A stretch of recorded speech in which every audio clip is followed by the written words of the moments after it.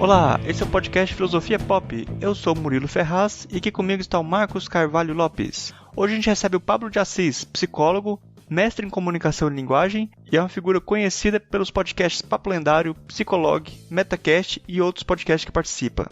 Esse é o nosso episódio número 21 e hoje falamos sobre Carl Jung. Se você não conhece ainda o nosso site, pode visitar o filosofiapop.com.br e deixar o seu comentário. Tem sempre algum texto complementar no site. Siga a gente no Twitter, curta a página do Facebook ou envie um e-mail para contato@filosofiapop.com.br. No Filosofia Pop a gente pretende conversar sobre temas filosóficos em uma linguagem acessível. A ideia é usar também referências culturais como filmes, músicas ou programas de TV para ilustrar alguns conceitos e dialogar com coisas mais próximas da gente. A cada 15 dias, sempre às segundas-feiras, a gente vai estar aqui para continuar essa conversa com vocês. Vamos então para a nossa conversa sobre Carl Jung.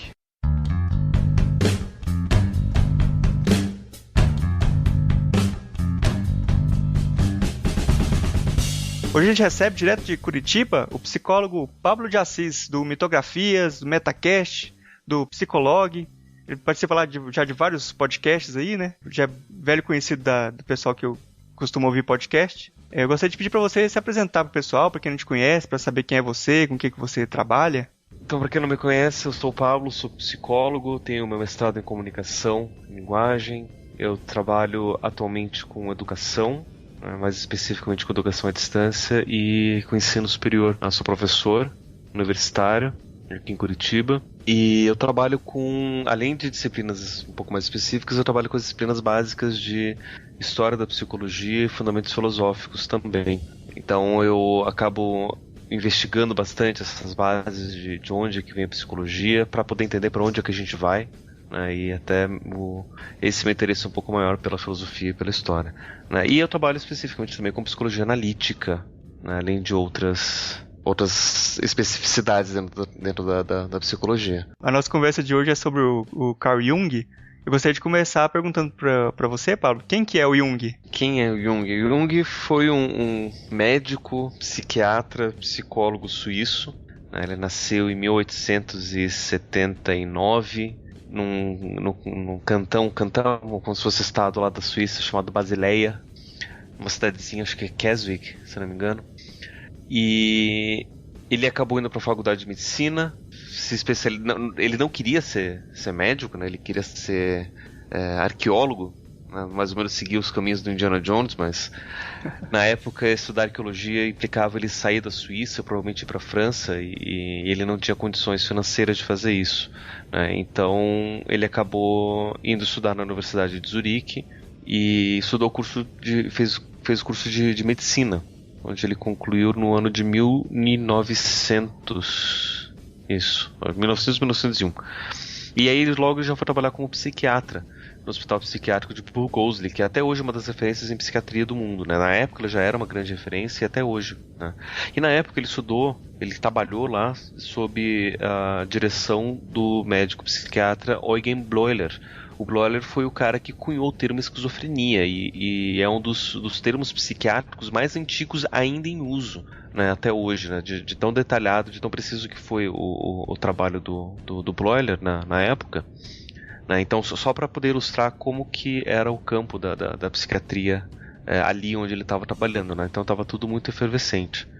E enquanto ele trabalhando com o Bleuler, trabalhando com os pacientes esquizofrênicos, que na época não se chamava de esquizofrenia ainda, né, chamava de demência precoce, ele acabou desenvolvendo uma teoria psicológica.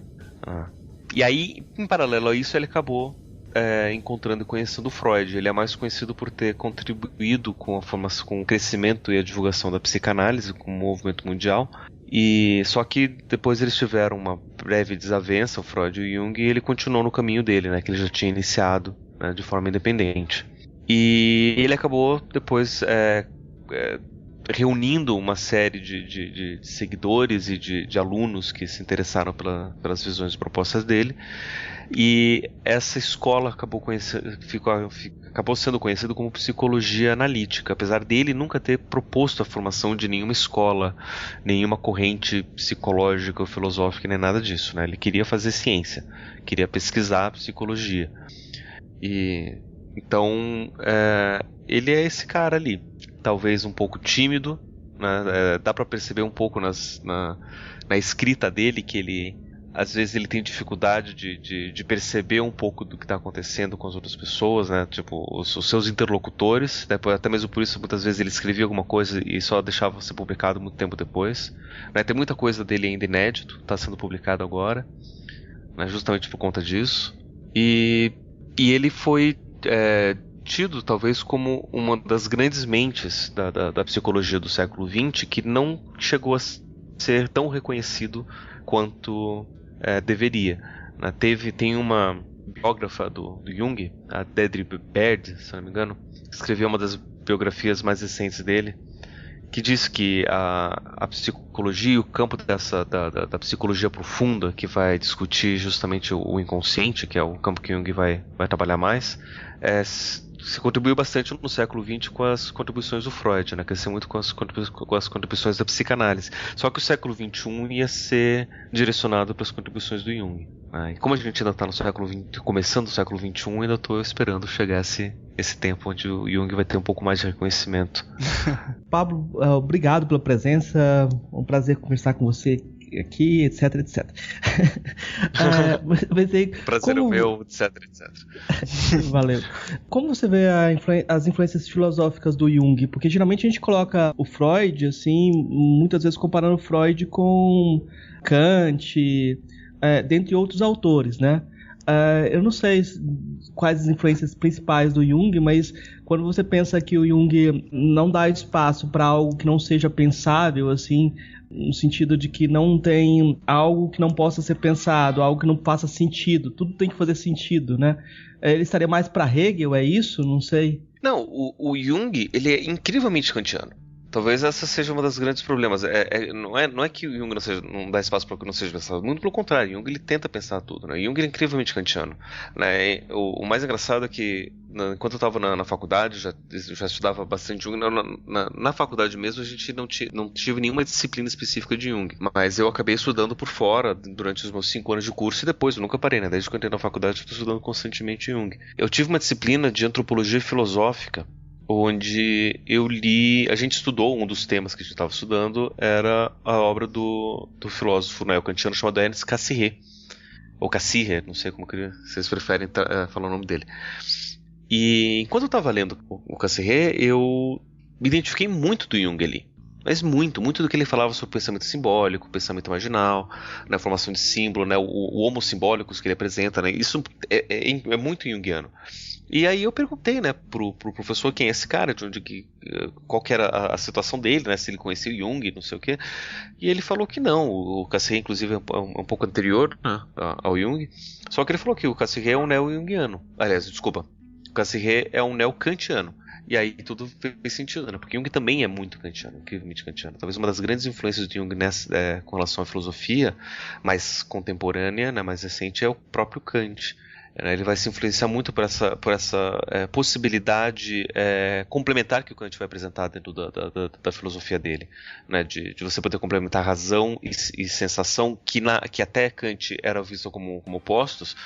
Só que você tem essa possibilidade de você construir um terceiro, né, que daí vai dar abertura para a dialética hegeliana. E aí esse olhar dialético do Hegel, Jung vai transformar no olhar simbólico depois. Então ele vai continuar por essa corrente idealista, né, talvez até mais forte até do que o próprio Freud. O Freud ele tem uma veia naturalista muito grande, que acaba afastando ele um pouco do idealismo kantiano e hegeliano, que o Jung ele vai aprofundar muito mais, né? E também ele vai, por conta disso, vai se aproximar bastante das ideias do Leibniz, né? A ideia da monadologia do Leibniz vai influenciar a ideia dos arquétipos do Jung, né? Indo mais pro passado, né? A gente tem uma influência muito grande de Platão, obviamente, né? A questão dos arquétipos, do arqué platônico, né? Só que o grande problema do Jung é que ele vai apresentar todas essas ideias de uma forma bem empírica. Né, é quase experimental, né? O experimentalismo dentro da ciência estava nascendo nessa época onde Jung, quando ele estava produzindo. Ele inclusive tem alguns livros onde ele apresenta os estudos experimentais. Tem um volume inteiro chamado Estudos Experimentais dentro das obras coletadas do Jung, que talvez seja um dos volumes mais chatos da obra dele, porque é muito dado estatístico, muito dado de coleta de entrevista, são todos os dados que ele estava coletando e pesquisando em cima do que ele estava pesquisando na época, que era os testes de associação de palavras. E ele sempre teve essa inclinação mais empírica, mais experimental, de sempre olhar e deixar que as evidências falassem por si, em vez de partir de uma razão a priorística, que era mais a tendência freudiana. Eu desconfio, né, não tenho como justificar isso ainda para ninguém, mas a briga que a gente dá entre Jung e Freud, que se coloca historicamente nos livros por conta de desavenças por causa da teoria sexual, para mim tem a ver, lendo o que o Freud fala e o que o Jung fala, que tem a ver com essa diferença, essa divisão. Porque o Freud, ele partia desse pressuposto, que todo trauma é sexual, que todo inconsciente é sexual, por mais que se você aceita, você está comprovando. Se você nega que é sexual, porque você está recalcando o impulso sexual, logo comprovando que é sexual, então não tem como fugir disso, né? Partindo dessa visão priorística, quase que determinista. E o Jung, ele não via assim, né? Inclusive tem uma passagem na biografia do Jung, o Memórias, Sonhos e Reflexões, onde ele está discutindo justamente essa questão, e o Jung fala pro Freud: olha, Freud, você diz que é sexual, eu vejo evidências de que seja sexual, meus pacientes apresentam traumas sexuais, mas eu não consigo, com isso, chegar à conclusão de que todos os problemas são de fato sexuais e que a natureza do inconsciente de fato é completamente sexual, né? Para mim, pode ter alguma exceção e a gente não tem como generalizar, né, dessa forma, né? Pegando justamente, trazendo esse lado um pouco mais empírico do pensamento junguiano. Aí você falou das influências dele, das desavenças aí com o Freud. Assim, eu gostaria de saber quais são essas ideias dele, as principais ideias do Jung, o que ele propõe. Olha, o Jung, ele vai propor, para a época, talvez uma coisa um pouco mais diferente do que você estava pensando, né? Eu não vou dizer que é original, porque existiam outros pensadores na mesma época que estavam indo na mesma direção, e depois décadas depois, alguns psicólogos acabaram aproximando Jung desses pensadores da corrente mais existencial, né, indo na direção do Heidegger, né, e de outros pensadores e psiquiatras que se utilizavam dessas ideias, como o Medard Bose e o Binswanger, Otto Binswanger, que é a partir de um pressuposto diferente do que a psicanálise vai trazer, de que o ser humano é saudável. Que você não vai partir de um pressuposto de um trauma, de uma neurose, de um conflito básico que determine o psiquismo, né? Mas sim que o ser humano, ele é um sujeito, um animal que busca a construção de suas potencialidades, né? E isso, para a época, talvez tenha sido um grande diferencial. E a partir disso, você tem a construção da teoria dele, né? Diferentemente da teoria freudiana, que vai partir de uma teoria estrutural das psicopatologias, né? Partindo de 3 estruturas básicas, que é neurose, psicose e perversão. Jung, ele não vai para esse lado estrutural, ele vai olhar muito mais de uma perspectiva funcional, né? De como que a psique normal funciona, né? Quais são os seus mecanismos, quais são os seus direcionamentos, e a partir desse funcionamento é que as coisas são construídas, né? Que a personalidade é construída, que as relações são construídas, e a própria psicoterapia depois, né? Como objetivo dele também como psiquiatra, né? Que acaba sendo construído, olhando para esse olhar muito mais funcional.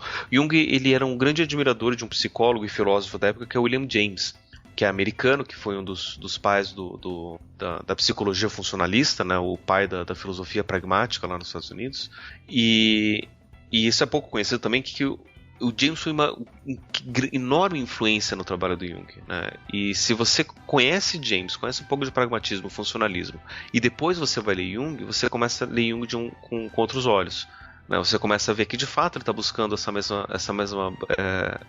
olhar mais funcional, esse olhar mais pragmático para o funcionamento e para o mecanismo psíquico, né? E a partir dali você tem as teorias que chegaram ao senso comum, né? Por exemplo, o termo introversão e extroversão, introvertido e extrovertido, foi cunhado por Jung como uma forma de você poder compreender a personalidade, né? Que ele vai chamar de tipos de atitude. Você tem uma atitude introvertida e uma atitude extrovertida, né, que é utilizada até hoje quando a gente vai falar de psicologia da personalidade. E aí tem as estruturas básicas, que vai falar de ego, sombra, persona. Os arquétipos inconsciente coletivo também são conceitos que são pouco compreendidos, mas que todo mundo já ouviu falar. Isso vem da contribuição junguiana, né? Mas se a gente for resumir, né, o bojo da ideia junguiana é essa, né, de ser humano saudável, um ser humano que busca o seu potencial, né, que busca a sua totalidade, né, e esse caminho de busca da totalidade Jung vai chamar de individuação, né, e aí as desavenças que acontecem, os conflitos, os traumas, as neuroses e tudo mais são consequências disso que a gente chama de vida, né? E a questão é como que a gente consegue então compreender esse sujeito e lidar com tudo isso, né? Hoje pode até parecer meio que senso comum a gente falar de uma psicologia assim, né? Tem muito psicólogo e muitas psicologias que partem dessa mesma premissa. Vão ter outras explicações, obviamente, né? Mas partem dessa mesma premissa. Mas para a época isso era novidade, né? A gente tem que levar em consideração que Jung ele era médico psiquiatra, trabalhava no hospital psiquiátrico, trabalhando quase que especificamente com pacientes esquizofrênicos. E um dos grandes nomes nessa época, que estava começando a fazer sucesso, e que estava começando a fazer burburinho por conta das suas teorias, era o Freud. O Freud também médico, neurologista.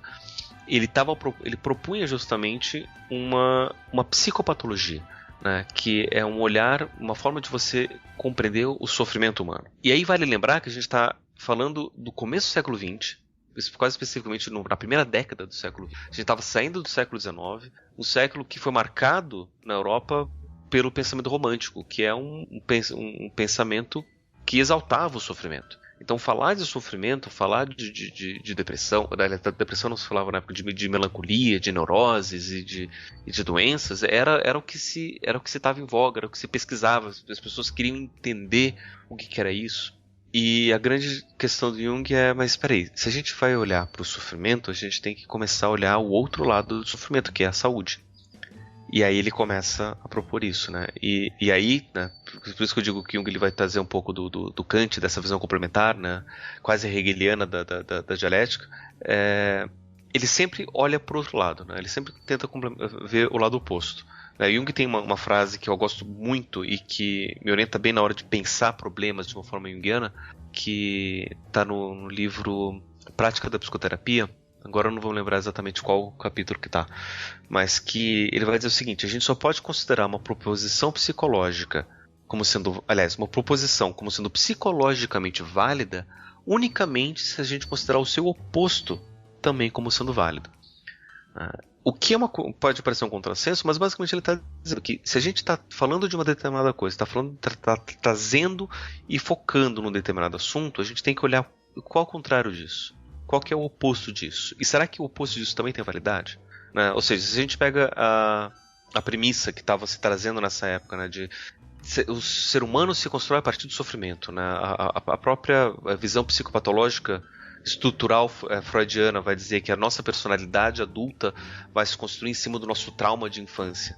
Ou seja, é um grande sofrimento, é um grande problema, um grande trauma, uma neurose, uma psicose, uma estrutura psicopatológica que vai construir, vai definir quem nós somos. Se a gente olhar ao contrário, né, ou seja, como que a gente se constrói de forma saudável? Se isso também for válido, a gente pode considerar o outro, né? O que acaba trazendo até um problema para a lógica, o que dificulta a compreensão do trabalho junguiano, né? Que mas espera aí, se a gente vai considerar a doença como sendo fundamental, isso nega a saúde. Mas o Jung também vai trazer, mas se você vai considerar a doença, você também vai ter que considerar a saúde. Aí a gente vai começar a olhar e vai começar a trabalhar em cima desse olhar de considerar o oposto e considerar a complementariedade desses fatores, né? E eu atribuo a isso, talvez, a grande dificuldade da gente poder compreender as obras junguianas. Porque quando você está lendo, pega qualquer texto do Jung, você está lendo uma coisa dele, ele está falando sobre X, e aí de repente ele começa a falar sobre o não X. E o não X também tem valor. Tem um livro que até eu vou deixar como recomendação no final, que se chama Psicologia do Inconsciente, onde essa visão complementar e oposta, ela fica explícita, né? Porque ele começa falando sobre psicanálise freudiana e começa a dizer, o Freud ele pensa dessa forma.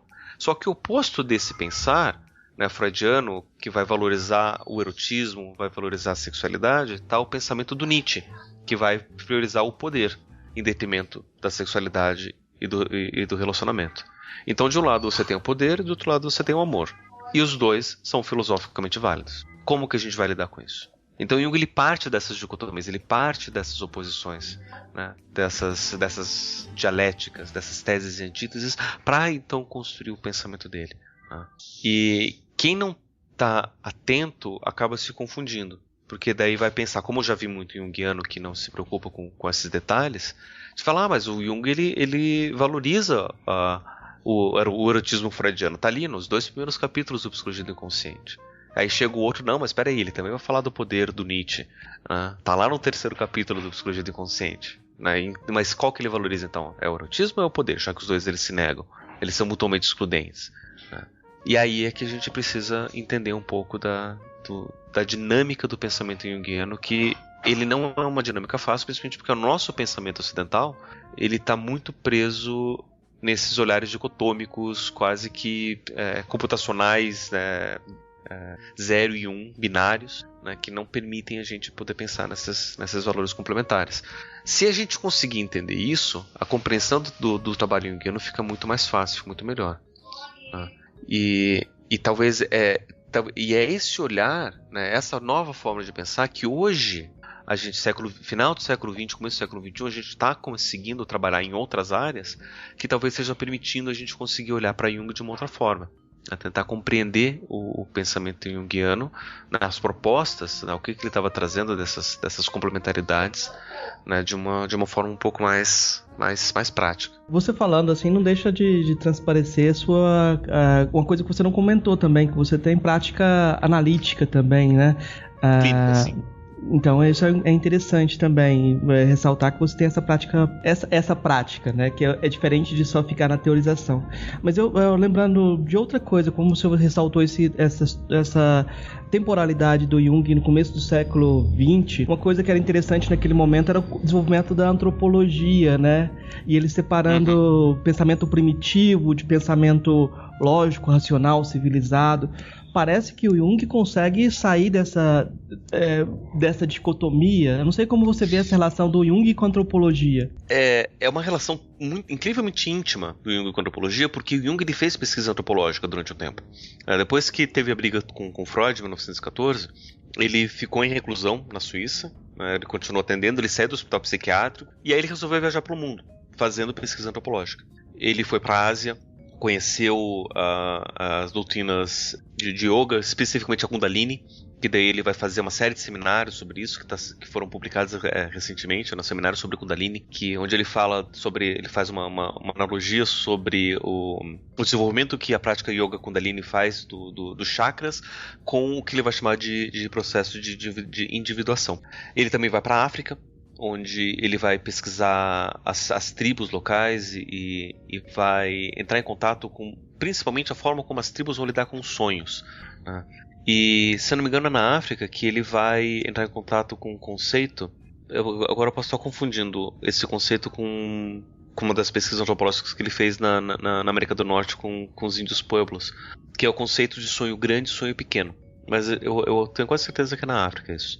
Onde o sonho pequeno é aquele sonho que fala especificamente sobre o sonhador. E o sonho grande é aquele que fala sobre a tribo. E é a responsabilidade do sonhador falar para o xamã, falar para o líder na época do momento lá da tribo, que sonho foi esse.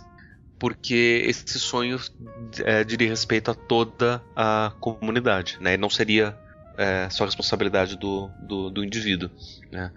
E isso acabou contribuindo muito para a visão dele sobre o que é o sonho, como que a gente se relaciona com o sonho, a própria visão de inconsciente coletivo. Então ele passou muitos anos viajando, pesquisando, escrevendo sobre isso, que depois acabou virando alguns textos da obra dele, onde ele fala sobre religião, né? Fazendo essas comparações com as diferentes... Os 2 volumes, né, aliás, um grande volume, que é a Psicologia da Religião Oriental e Ocidental, que aqui no Brasil é dividido em 2 pela editora Vozes, Psicologia da Religião Oriental e Psicologia da Religião Ocidental, descreve muito dessas pesquisas antropológicas que o Jung já estava fazendo, começou a fazer ali a partir da segunda década do século XX, né, entre 1915 e 1930, que duraram essas pesquisas. Né? E boa parte disso até ajudou a ele a reformar algumas das teorias que ele tinha. Na primeira década do século, XX, ele vai escrever um livro chamado Símbolos da Transformação. Eu acho que é os Símbolos da Transformação. Que agora chama Símbolos da Transformação, na época da publicação, Metamorfoses e Símbolos da Libido, que foi o livro que marcou a separação do Jung com Freud. E nesse livro, ele vai descrever 2 tipos de pensamento, que ele vai chamar de pensamento racional e pensamento de fantasia. O pensamento racional, aquele pensamento linear, lógico, ocidental, e o pensamento de fantasia, esse pensamento mais primitivo, tribal, inconsciente, dos sonhos, né, dos sintomas. E ali nesse livro, nesse texto, você vê que ele prioriza o pensamento racional, né, que o trabalho da psicoterapia seria transformar os pensamentos de fantasia em pensamentos racionais. Depois dessa experiência antropológica do Jung, ele mudou a visão dele e passou a entender que o pensamento fantástico, o pensamento irracional, tem tanto valor quanto o pensamento racional. Em alguns momentos você percebe até uma deixa de que o pensamento irracional tem até mais valor do que o pensamento racional. Que o pensamento racional ele é muito mais recente, ele é muito superficial, e o pensamento racional ele acaba envolvendo muito mais esferas da nossa vida. Então a questão é a gente saber pensar dessa forma e saber como poder compreender. E boa parte dessa mudança de pensamento, mudança de paradigma, e aliás, construção do paradigma junguiano, se dá por conta dessas pesquisas antropológicas e dessa proximidade, dessa intimidade com a antropologia da época. No pensamento do Jung, ele descreve muitas coisas sobre como funciona o pensamento também, né? E usa conceitos assim, como por exemplo sincronicidade, inconsciente coletivo e arquétipos. E eu acho que eu já ouvi você falar outras vezes sobre esses conceitos, que eles são muito mal interpretados pelas pessoas em geral, assim, eu gostaria de você desse um panorama geral dos conceitos, assim, de como funciona o pensamento, da visão do Jung, como funciona a mente. Cara, isso é uma coisa complicada, porque, assim, sempre quando alguém me faz uma pergunta dessas, eu gosto de provocar da seguinte forma, né? Você está me fazendo uma pergunta que está tendendo a uma resposta específica da qual eu não posso estudar. Você está me perguntando como é que funciona a mente segundo Jung. E aí a única resposta que eu posso dizer para você é que a mente não funciona segundo Jung. Porque ele não vai falar de mente. Ele vai falar de alma. Que acaba complicando as coisas, porque no nosso pensamento ocidental a alma acaba tendo um cunho religioso muito forte. Religioso e místico, né? Muito forte. E não é nem um pouco científico. O científico é falar de mente. Só que o Jung ele não fala, ele evita usar a palavra e o termo mente, justamente porque a mente ela limita a compreensão daquilo que ele está falando. E talvez esse seja o primeiro grande problema da gente poder entender Jung e a primeira grande confusão conceitual que a gente vai ter na hora de poder trabalhar os conceitos junguianos. Então, o objeto do trabalho junguiano é a alma. Tá? Ele não trabalha com mente, ele não trabalha com esse conceito. Por quê? Jung ele foi muito criterioso na hora de propor os seus objetos, né? O que ele estava falando, né? Na hora de definir os seus conceitos.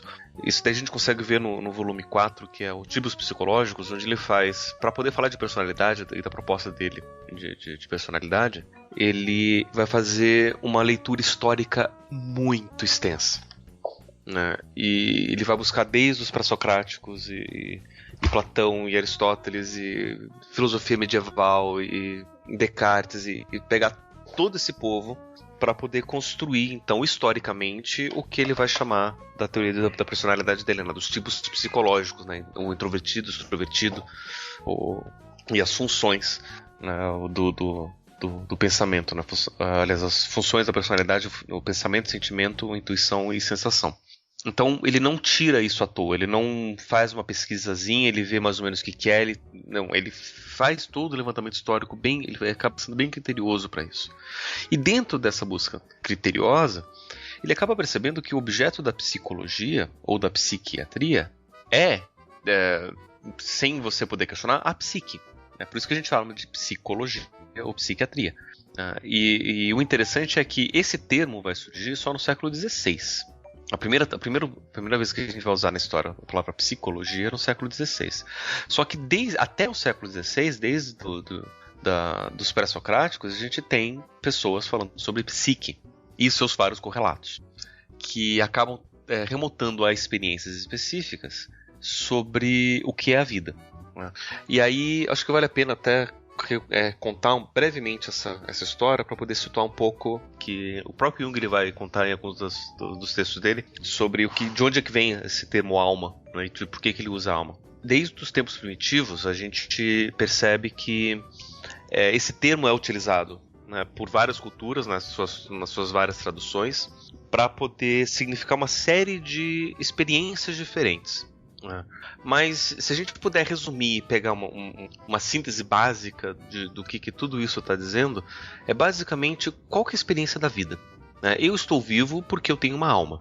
Agora, se essa alma é um sopro divino, se essa alma é a minha sombra, se essa alma é um espírito que vem de fora, se essa alma é a essência, o que é, daí cada cultura vai ter uma definição diferente. Mas todas elas estão falando basicamente do que é estar vivo.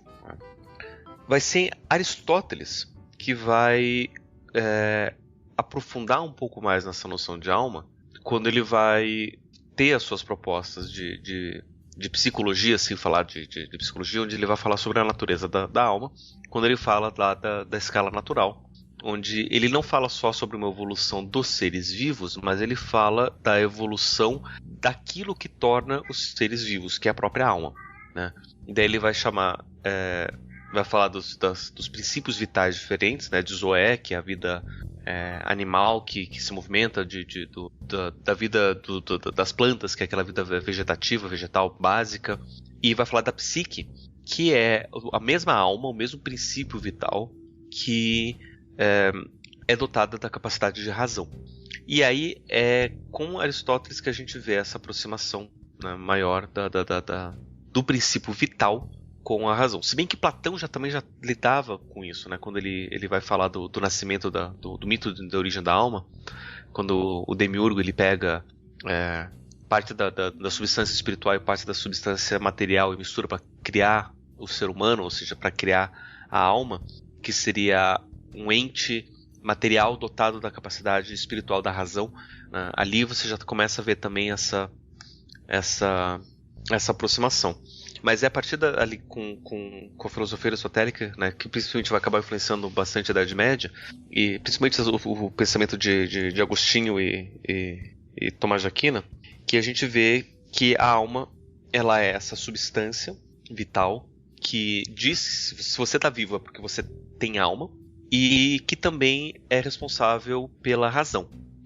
E aí é interessante a gente perceber uma outra questão que acaba ficando subentendida nisso tudo, é que para Aristóteles o ser humano é um animal político, né? Ou seja, não é um ser humano que faz politicagem ou faz política o tempo todo, né? É um ser humano que vive na polis, que vive na cidade, ou seja, um ser humano é um animal intrinsecamente comunitário. E aí a gente pode também associar essa característica comunitária, social, coletiva, a ideia de alma, que é uma ideia que na Idade Média vai ser desvinculada. E principalmente no século XV, essas três noções, né, da vida, da razão e da comunidade vão ser relegadas a três instâncias diferentes.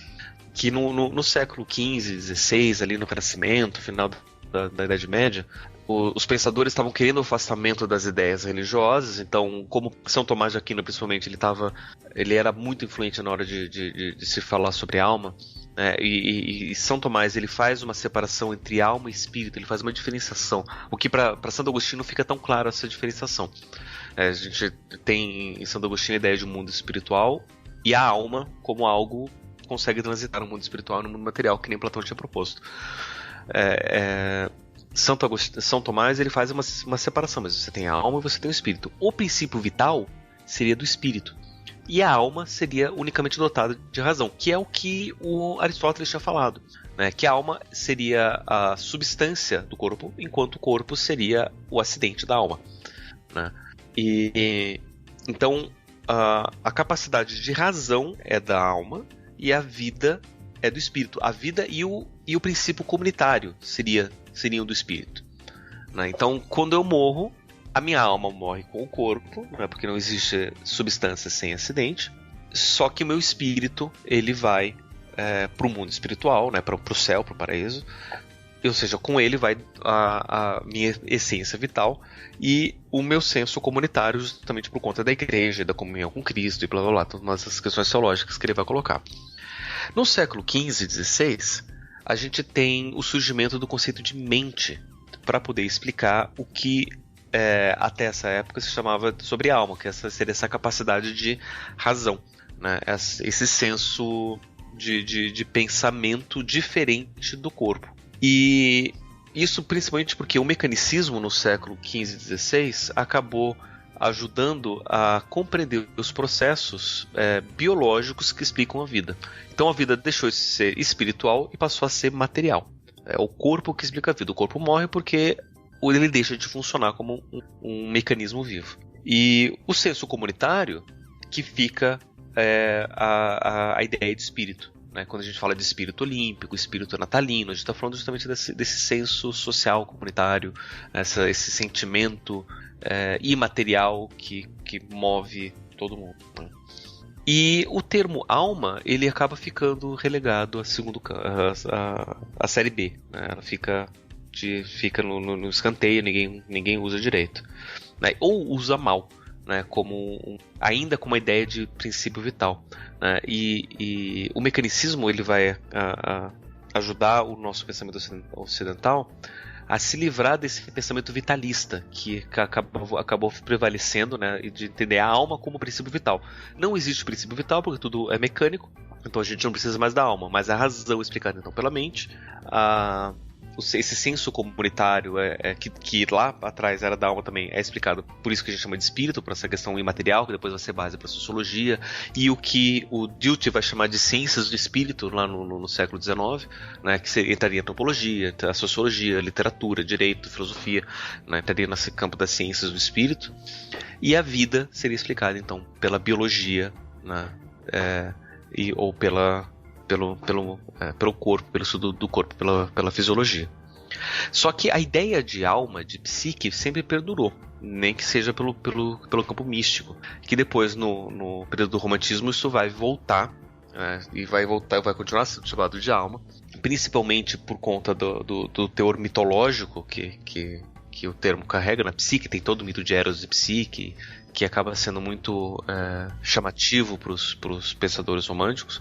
E o Jung ele aproveita isso e compreende que se a gente vai falar de uma psicologia, a gente não está falando da mente unicamente. A gente está falando da mente, a gente está falando do corpo, a gente está falando também desse senso comunitário, esse senso coletivo. Né? E não é à toa que depois ele vai acabar falando de um inconsciente coletivo como base dessa psicologia. Né? Então, Jung ele fala sobre alma, sobre essa experiência de estar vivo, essa experiência de vida, desse processo. Não é algo que eu tenho dentro da minha cabeça, ele é um ato, uma ação, uma vivência no mundo e nas relações que eu tenho com o mundo. E aí, em cima disso, dessa ideia de alma, é que ele vai construir a sua psicologia. E é justamente por conta disso que eu tendo a dizer que a psicologia junguiana talvez seja uma das melhores, porque é uma das únicas que vai tratar da psique enquanto aquilo que ela se propõe a ser, né? Que é o estudo científico, né? O discurso sobre a alma. Só que não essa alma enquanto uma entidade metafísica, fantasmagórica, de alma penada ou qualquer coisa assim, mas enquanto essa experiência de estar vivo, né? Que todo mundo que está vivo, todo mundo que sente, que sofre, que pensa, tem essa experiência. Que ela é indissociável do corpo, né? Não tem como a gente pensar numa mente ou aliás, a gente tem como pensar numa mente diferente do corpo, mas uma alma sem corpo não tem como conceber isso. E é indissociável do senso comunitário também, né? Dessa relação com os outros, relação com a família, relação com a comunidade, com a coletividade. E talvez esse seja o primeiro conceito que é importante a gente conhecer, o conceito de alma. A partir disso, a gente consegue ver que os outros conceitos são meio que consequência de uma forma de trabalho, uma forma pragmática de Jung poder trabalhar. Jung, no livro Tipos Psicológicos, ele vai dizer você lê o Tipos Psicológicos, tem lá as suas 500, 600 páginas. Você tá lendo, você entende, você vê toda a história que tá falando sobre introversão, extroversão, os tipos de pensamento, sentimentos opostos, os julgamentos, sentimento, razão e racional, irracional e tudo mais. E aí você se convence, beleza, então são justamente essas duas atitudes, introvertido e extrovertido, são essas 4 funções. Legal, me convenci. E aí no último capítulo do livro, ele fala assim, olha, tudo isso aqui que eu falei é uma sugestão. Você não precisa levar isso a ferro e fogo. Tá? Se você tiver um outro modelo de personalidade, ótimo, boa vida, vai em frente, usa o modelo que você quiser. Só que eu recomendo que, se você vai falar sobre personalidade, que você tenha um modelo. Né? Pense o modelo como se fosse os pontos cardeais de um mapa. Se você vai pesquisar um território inexplorado, é muito prudente que você utilize de uma forma de localização, porque senão é capaz de você se perder. Né? Eu utilizo isso, se você tiver outra forma, ótimo, fique à vontade. Né? O que acaba sendo meio frustrante, né? Porque você finalmente se convence de uma coisa, de repente o Jung chega para mostra, né, isso aqui pode como não pode ter valor, né? Só o tempo vai dizer. Só que ao mesmo tempo acaba sendo, de certa forma, libertador, né? Porque você começa a pensar que se Jung ele vai falar isso sobre um dos principais conceitos mais famosos, reconhecidos dele, né? Ele vai dizer que é só uma sugestão. A gente vai entender que basicamente todos os conceitos que ele vai apresentar também são sugestões da gente poder compreender a psique do sujeito, essa experiência de estar vivo do sujeito. Né? Então, quando ele fala sobre sombra, quando ele fala sobre persona, sobre arquétipos, sobre ânima, ânimo, self, e o que mais, energia psíquica e tudo mais, a gente pode entender como metáforas para o funcionamento da experiência da vida. Né? Tem alguns princípios básicos que ele percebe, que a gente também consegue perceber, que são funcionamentos gerais, né? Como, por exemplo, um conceito que ele vai pegar do Heráclito de Éfeso, que é o da enantiodromia, que é traduzido literalmente como uma fuga em direção ao oposto, né? Que é quando você tem uma atitude psicológica exclusiva para um lado, para um determinado ponto, existe uma tendência muito grande de você virar a casaca e correr em direção ao contrário e defender tão fervorosamente o seu oposto, né? Como acontece, por exemplo, com uma pessoa que é recém-convertida, né? Ele é um ateu convicto, de repente se converte e vira um religioso fanático também, né? Com a mesma convicção que ele era ateu inegável, ele passa a ser um religioso tão convicto quanto, justamente por conta desse mecanismo da enantiodromia, e isso funciona com qualquer coisa, né? Se você está muito para um lado, você tende a voltar para o outro. E ele tem que perceber, ele sempre parte para essa questão complementar. Esse é um dos princípios, que acaba inclusive ajudando a entender a visão dele sobre o inconsciente. Porque o inconsciente para o Jung ele não é uma topografia, né? Ou seja, não é um mapeamento de locais, estruturas na mente. São formas que eu tenho para poder perceber o mundo, né? Então, para o Jung, consciente e inconsciente não são coisas na minha cabeça, não são estruturas mentais, são características dos conteúdos psíquicos. Ou seja, eu posso ter uma memória consciente ou uma memória inconsciente. Eu posso ter um sentimento consciente ou um sentimento inconsciente. E da mesma forma que eu tenho uma memória consciente, eu vou ter uma memória inconsciente. Se eu tenho um sentimento consciente, eu tenho um sentimento inconsciente. Se eu tenho um pensamento consciente, eu tenho um pensamento inconsciente. E eu posso passar a ser consciente daquilo que era inconsciente, da mesma forma como eu posso passar a ser inconsciente daquilo que antes era consciente. Então não existe nada estático, né? Eu posso tornar as coisas estáticas, né? Daí o mecanismo de recalque e repressão, né, que a gente conhece, que a gente ouve falar por aí, ele entra aí porque quando a gente coloca um determinado conteúdo inconsciente, a gente deixa lá, né? A gente deixa dessa forma, não quero saber, tenho raiva de quem sabe, e aí isso evita que eu me torne consciente daquele conteúdo, ou que eu possa me tornar inconsciente de determinado conteúdo que naquele momento está consciente para mim. Então ele acaba partindo para uma visão bem mais dinâmica dessas estruturas. Uhum. Então quando ele vai falar sobre essa questão inconsciente e consciente, é sempre nesse olhar dinâmico. E outra oposição que acaba entrando muito em voga é a questão do pessoal e do coletivo. Aqui ele vai falar de inconsciente pessoal e vai falar de inconsciente coletivo, que é um conceito que ele vai propor mais na frente, inclusive num texto chamado Os Arquétipos do Inconsciente Coletivo, que a gente passe a utilizar os termos psique subjetiva e psique objetiva, né? em vez de falar de consciente pessoal, inconsciente pessoal e inconsciente coletivo. A gente trata o que a gente chama de consciente pessoal e inconsciente pessoal como psique subjetiva, justamente por conta dessa possibilidade de consciente e inconsciente, dos conteúdos poderem estar tanto consciente quanto inconsciente, né? Não tem nada muito determinado ali. E aquilo que a gente vai chamar de inconsciente coletivo, que seria basicamente os arquétipos, chamar de psique objetiva. Ou seja, como se fosse uma alma que não é do sujeito, uma alma que ela é objetiva. Né? E aí é essa outra posição. De termos conceituais, tudo aquilo que é subjetivo a gente vai chamar de como sendo complexo e que é construído a partir da história de vida de cada um. Então, desde o momento que eu nasço, eu tenho experiências que vão ajudar a construir os meus complexos pessoais. Então, a minha experiência, que a gente vai chamar de complexo materno, são todas as minhas experiências e memórias e ideias e afetos que eu tenho com relação à ideia de mãe. Pode ser a minha mãe, pode ser a mãe do outro, pode ser a mãe natureza, qualquer tipo de maternidade. A ideia de maternidade gira em torno desse que a gente chama de complexo materno. Só que, ao mesmo tempo, coletivamente, a gente também tem a ideia de mãe, que passa através das gerações, através da cultura. E essa ideia que é construída através da história do povo, a história do coletivo, é o que a gente vai chamar de arquétipo. Só que o Jung ali, sendo bem kantiano, ele vai dizer o seguinte: o arquétipo em si, o número arquetípico, ele é incognoscível. Não tem como a gente saber sobre ele, não tem o que a gente falar sobre o arquétipo. A única coisa que a gente pode falar é sobre o fenômeno arquetípico, ou o que ele vai chamar de imagem arquetípica. E aí a imagem arquetípica pode ser o mito, pode ser religião, pode ser alquimia, pode ser astrologia, pode ser qualquer forma de misticismo, pode ser história, pode ser os preconceitos, pode ser o que a gente bem entender de coletivo. A gente pode falar, por exemplo, sobre as tradições de uma família como sendo arquetípico, a gente pode falar sobre as leis de uma determinada sociedade como sendo arquetípico, a gente pode até falar, por exemplo, que a Constituição dos Estados Unidos, por ter, sei lá, os seus 300 anos de idade quase, ela é praticamente arquetípica, porque é passado de geração em geração e aquilo está arraigado no que a gente vai chamar da alma americana, né? Diferente da Constituição brasileira, que ninguém sabe, ninguém conhece, é bem recente e periga mudar antes do fim dessa geração, né? Então, aí a gente tem também, são conceitos análogos, né? O arquétipo para o coletivo e o complexo para o pessoal. E a ideia da gente diferenciar o arquétipo do complexo é que o complexo ele é trabalhável, o arquétipo não.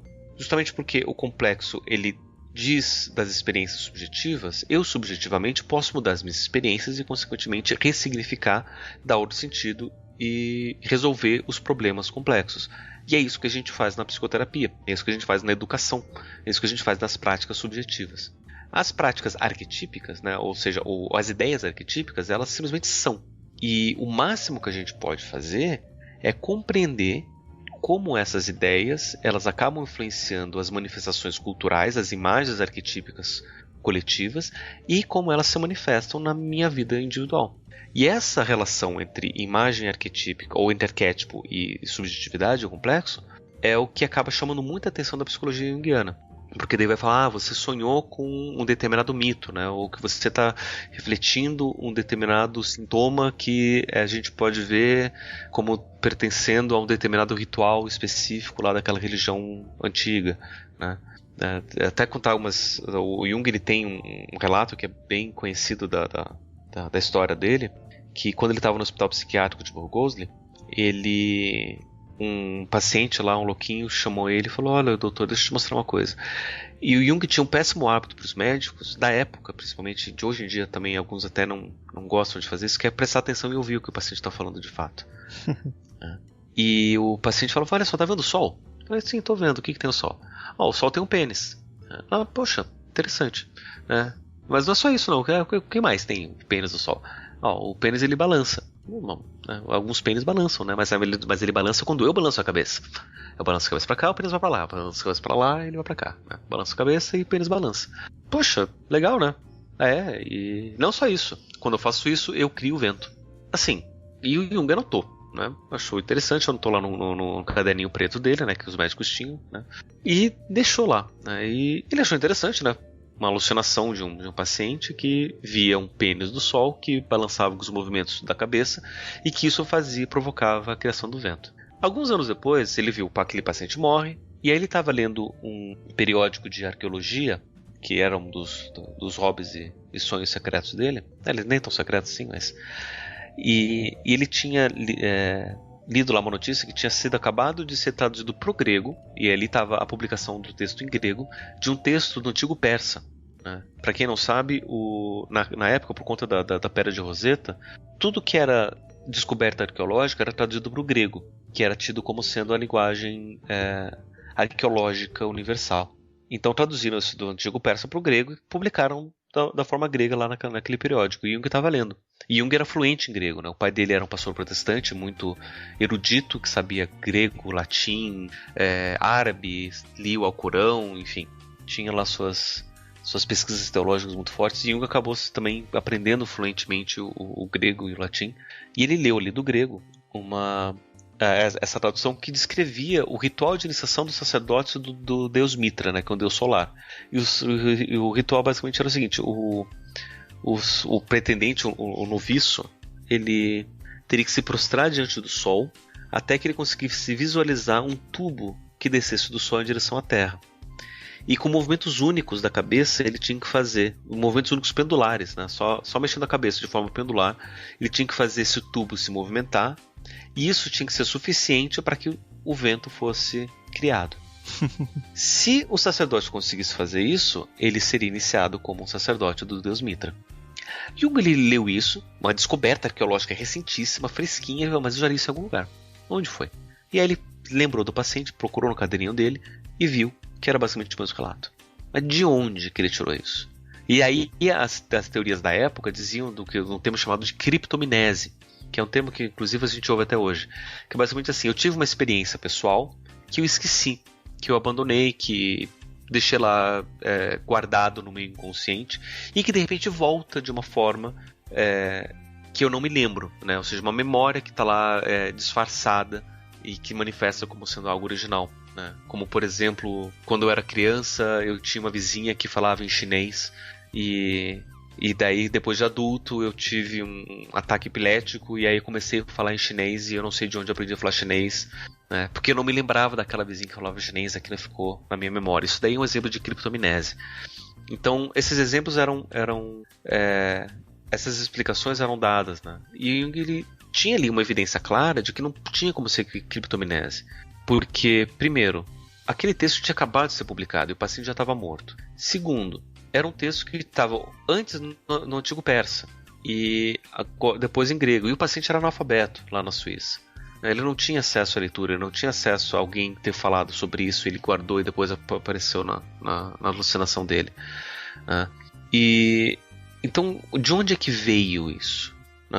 E a partir daí que Jung começou a se interessar mais por essa ideia do arquétipo, né? Ou seja, dessa manifestação do que ele vai chamar de temas típicos. Né? Os arquétipos são temas típicos da humanidade que aparecem nas experiências gerais de todo mundo. Se a gente parar para ver, todo mundo tem 2 olhos, tem uma boca, tem um corpo, tem um coração, tem órgãos que são comuns a todo mundo, comuns à espécie, que permitem uma experiência sensorial do mundo semelhante.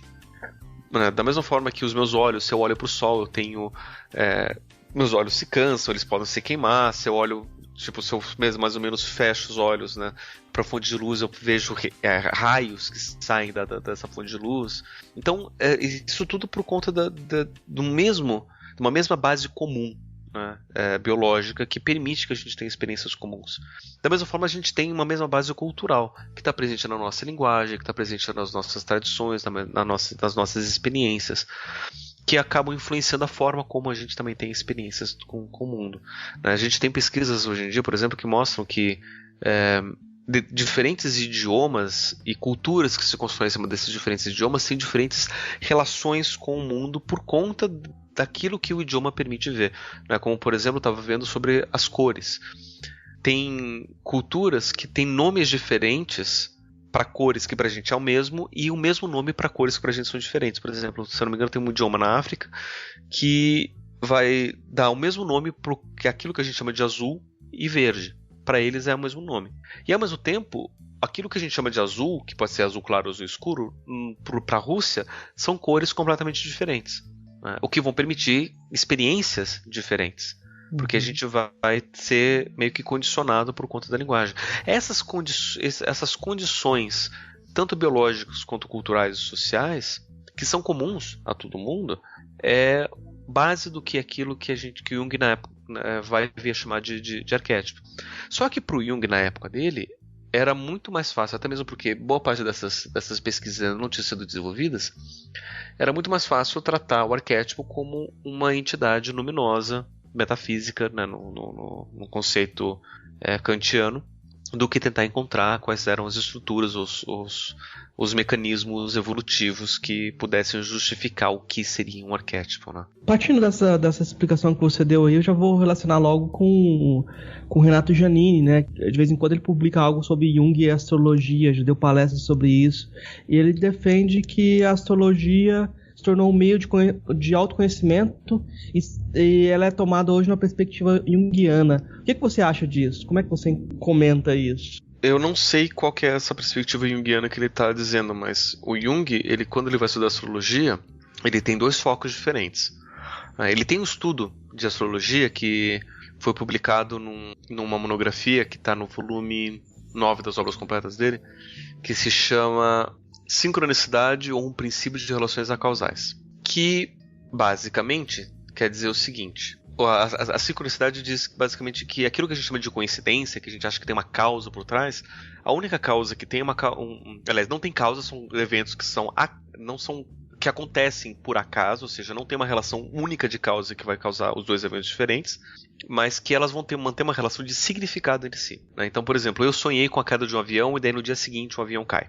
Não existe nenhuma força que vai causar o meu sonho e a queda do avião ao mesmo tempo, né? Então, por isso que eles são acausais. São por acaso, eu sonhei com queda de avião e por acaso, né, o avião caiu, né? A gente sabe que tem as causas da queda do avião, a gente sabe que tem as causas do sonho, mas essas causas não são relacionadas. Mas existe uma relação de significado muito grande ali. E é isso que ele vai chamar de sincronicidade. E quando Jung estava pesquisando astrologia, e daí que depois virou essa monografia da sincronicidade, ele estava tentando provar a influência da astrologia na vida das pessoas. E você vê que existem pesquisas que mostram, olha só, a gente fez tantos mapas astrais e a gente conseguiu ter tantos resultados, e daí a gente tem sim, dessas pessoas que têm essa personalidade que já está predita no mapa e tudo mais. E a gente, né, se vocês procurarem por evidências de astrologia, a gente vai encontrar um monte de evidências por aí que vão por esse caminho. Só que Jung ele não estava satisfeito com isso, simplesmente com o dado empírico que ele conseguia ver. Ele queria poder testar e experimentar com a astrologia, né? Lembrando que ele tinha esse ímpeto de pesquisador na época. E ele propôs o seguinte experimento: eu vou pegar mapas de pessoas que são casadas, e a astrologia prevê que vai acontecer um evento na comparação desses mapas chamado de sinastria, que implica que vai existir uma conjunção ou um aspecto positivo de determinados elementos do mapa. E aí ele listou algumas sinastrias que são as mais fortes, que é a conjunção de ascendente, conjunção de Sol e Lua, conjunção de Vênus e Marte, ou alguma coisa relacionada a isso. E aí ele pegava os mapas dos casais e ele via qual tipo de aspecto da sinastria estava presente ou que estava mais presente em tudo isso, e se é que estava presente ou não, né? Porque se a astrologia está certa, as pessoas que estão juntas e que são casais, é porque eles têm esse mapa de sinastria que concorda. Se elas não estão juntas, é porque a sinastria não funciona. E então a ideia é que as pessoas que estão juntas, ele ia achar esses elementos. E daí ele foi fazendo essas análises. Ele pegou, sei lá, uns 500 mapas diferentes, né, de 500 casais diferentes, ou seja, 1000 pessoas diferentes. Daí ele foi juntando e foi fazendo as análises. Daí pegava lá, então no primeiro dia ele analisou, sei lá, 30 sinastrias diferentes, e ele percebeu uma predominância da sinastria do tipo 1. E daí depois, uma semana depois, ele pegou lá e fez mais 50, e ele percebeu uma predominância naqueles dados da sinastria do tipo 2. E aí depois ele foi fazer uma terceira, pegou mais uns 150, e daí ele percebeu uma predominância da sinastria do tipo 3. E daí ele começou a pensar o seguinte: peraí, eu fiz uma análise num dia, fiz análise no outro, e me deu predominâncias diferentes. Estatisticamente isso é impossível. Estatisticamente é para ter uma distribuição randômica desses dados, né? Então, o que está acontecendo? O dado ali não está falando, a leitura, esses dados não estão falando sobre a astrologia. Estão falando sobre quem está lendo o dado. E aí Jung começou a fazer uma autoanálise do que ele estava fazendo quando ele fez a análise do primeiro dado, o que ele estava fazendo quando ele fez a análise do segundo, né, e quando ele fez a terceira coleta.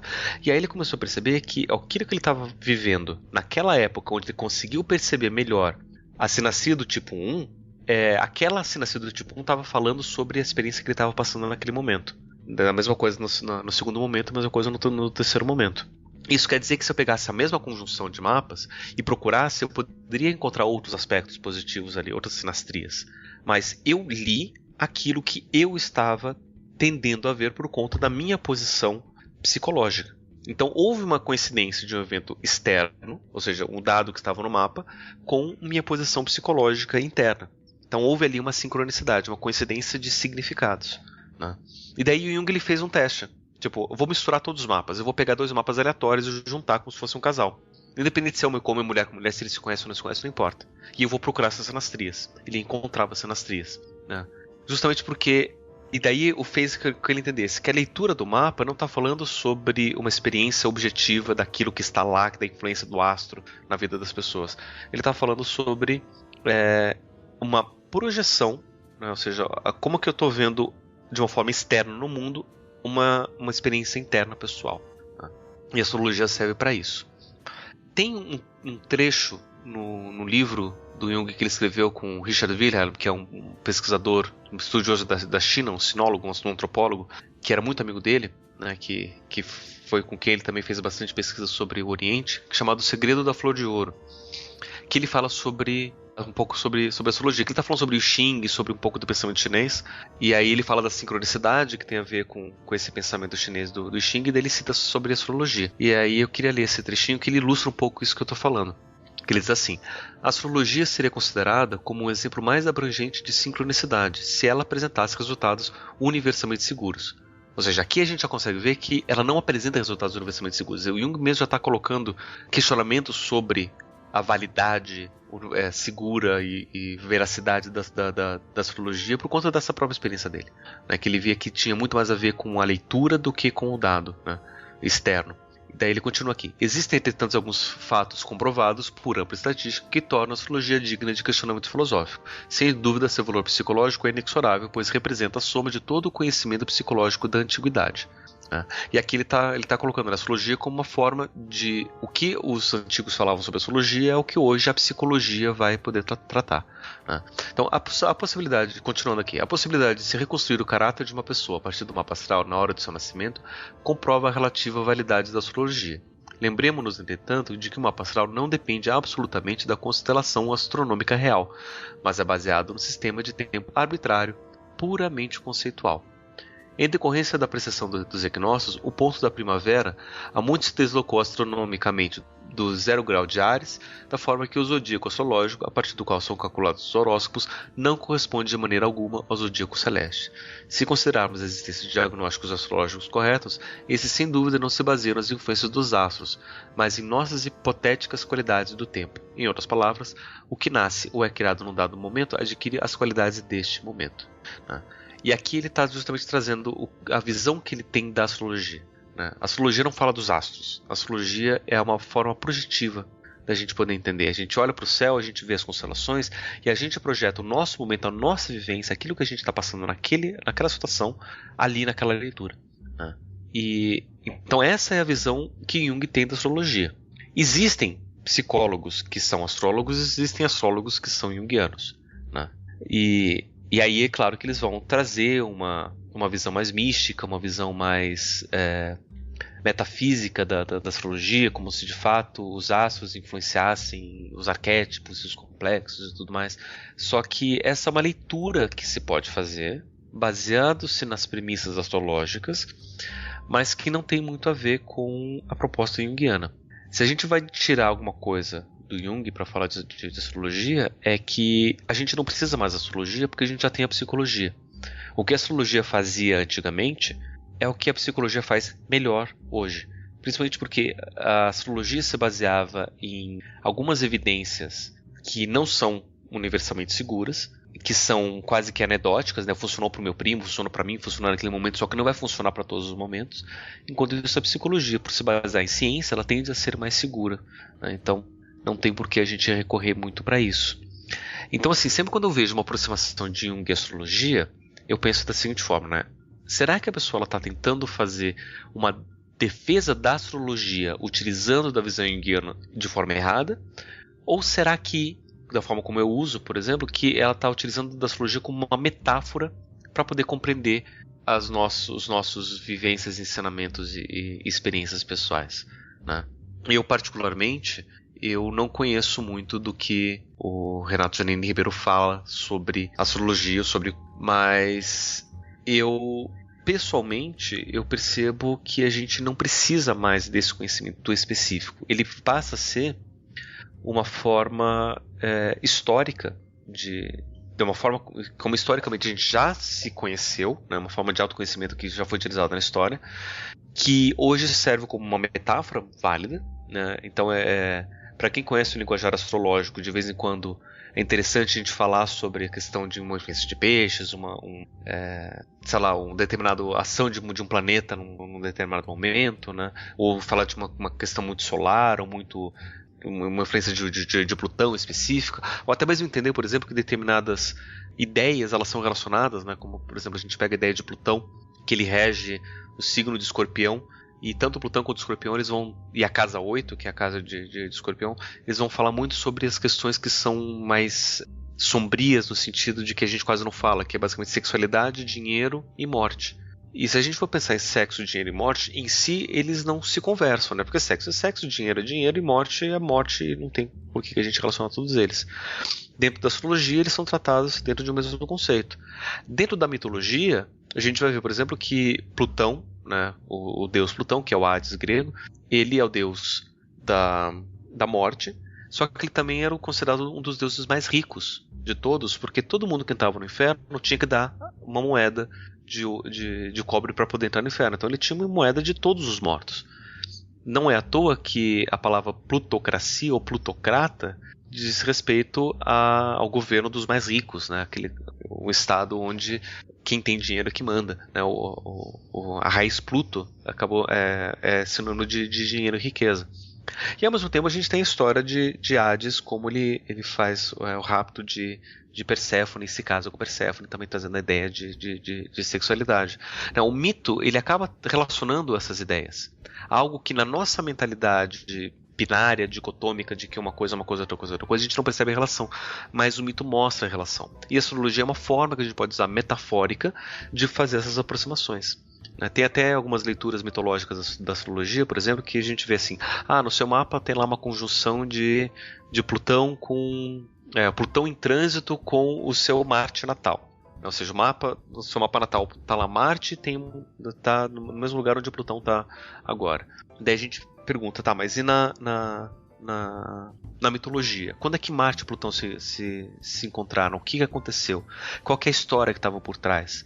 Né? Qual que é a metáfora que a gente pode tirar? E qual que é a experiência que a gente pode pegar para a nossa vida específica dessa metáfora? Né? Ou seja, a gente joga um verde e tenta ver o que a gente tenta colher de maduro. Né? A gente começa a ver, olha, tem essas experiências, tem esses sentidos, o que será que faz sentido, será que não faz sentido? A gente até que chega um momento, nossa, isso faz sentido porque eu estou passando por isso e isso. A gente usa desses elementos para promover reflexão. Nesse sentido, como metáfora, sem problema, de boa. Daí eu posso usar a metáfora que eu quiser, posso até pegar filmes da Disney. Falar, olha, nesse filme da Disney, né, no Frozen, a gente tem lá a história lá de uma irmã que tem um poder especial, que ela não consegue lidar. Você consegue reconhecer alguma coisa na sua vida? Pois é, tem alguma coisa na minha vida que tem a ver com isso. Né? E aí a gente pode fazer esses paralelos, né? Ou seja, a gente usa um elemento externo para servir de projeção de uma coisa pessoal interna, né? E aí a gente pode usar a metáfora que a gente quiser, não necessariamente astrologia. A gente pode utilizar uma literatura, a gente pode utilizar política, a gente pode utilizar de qualquer coisa, mas reconhecendo que são elementos projetivos. São experiências pessoais internas que mobilizam uma energia muito forte, que acabam sendo vistas de uma forma exterior. E se a gente não tomar cuidado, e aí é um dos perigos que a psicologia atual, pós-junguiana e até mesmo não junguiana, está trazendo, e um dos principais expoentes disso é um psicólogo chamado Michael Shermer, que é um grande expoente, inclusive, do ceticismo, que é um tema, inclusive, que eu proponho que vocês discutam no Filosofia Pop aqui, que é a ideia de que essas crenças, elas acabam limitando a nossa experiência. Se eu acredito muito fortemente em alguma coisa, eu acabo evitando de ter experiências que vão ser contrárias à minha crença. E o Jung, ele chama a nossa atenção para isso também, né, quando ele fala, né, se eu tenho uma energia mobilizada por conta dessa experiência sincronística, né, de uma coisa interior muito forte que eu não estava conseguindo fazer sentido para mim, de repente eu vejo fora de mim algo que dá esse sentido, esse significado que eu precisava, eu tendo a ver isso como real, porque para mim isso é real. Então eu vejo na astrologia algo muito real, né, uma metáfora que ilustra perfeitamente aquilo que eu estou vivendo na minha vida naquele momento. Então eu tendo a ver a astrologia como real. E por mobilizar uma energia muito grande que diz sobre a minha realidade, eu cristalizo ali um padrão de crença que acaba sendo prejudicial. Né, eu polarizo de um lado e evito ver as outras coisas. Jung chama muita atenção disso, dos riscos que a gente tem, da gente se prender muito numa só ideia. Né?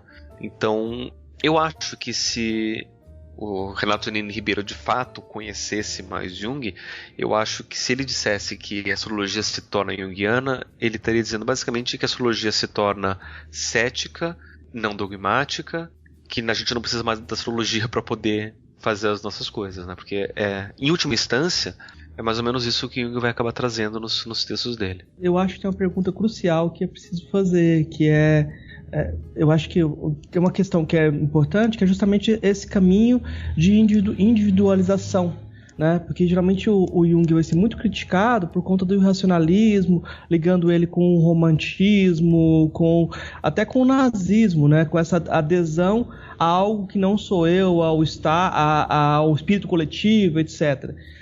Eu queria que você falasse um pouco sobre esse caminho Existe um caminho de autonomia no Jung? Um caminho de individuação? Sim, o Jung ele vai ter esse processo de individuação, ele vai propor como uma forma de que o caminho que cada um tem que seguir para poder ser quem você de fato é, né?